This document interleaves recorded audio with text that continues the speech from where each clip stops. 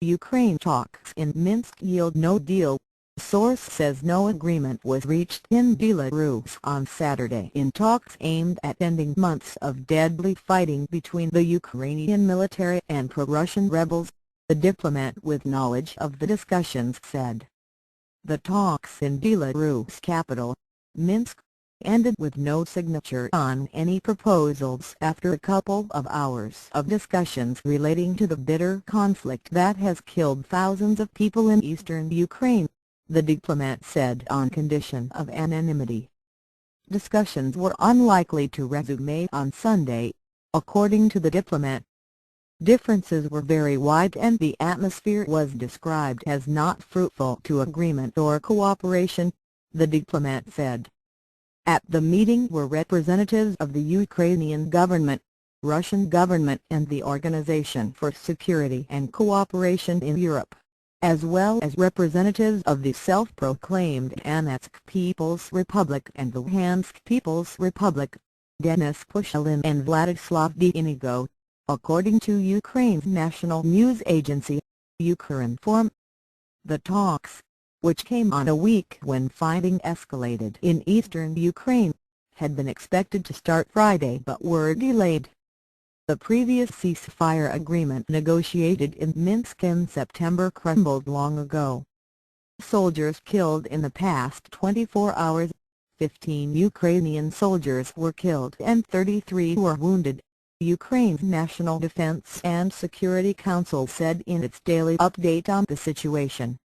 The town of Ukrinform was the focus of the fiercest fighting on Saturday, the NDSC said, adding that separatist forces are trying to seize it so they can attack the town of Debaltseve afterward.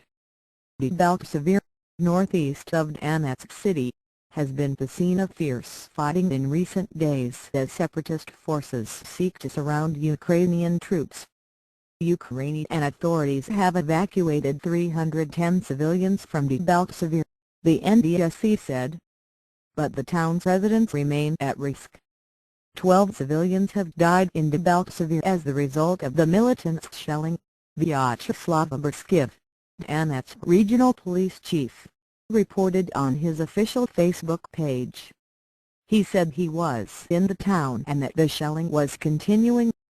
Donetsk shelling condemned the reports of civilian deaths in Debaltseve come a day after shelling in Donetsk city killed 12 people, according to an official with the pro-separatist city council. CNN could not confirm 12 deaths in Donetsk, but its team in the city saw 7 bodies after a series of shell blasts near the center. It's not clear who is responsible for the shelling.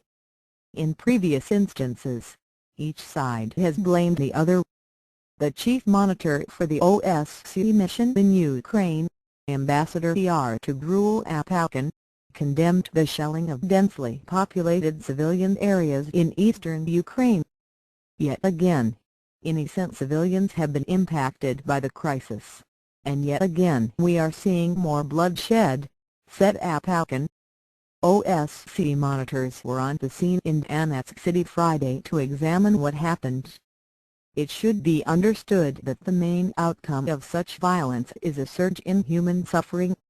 I urge all sides to exercise maximum restraint, and fully assume their responsibility to prevent further displacement and suffering, and to redouble their efforts to reach a political settlement, he said. The government in Kiev and its Western allies accuse Russia of fueling the violence by sending troops and military equipment over the border into Ukraine.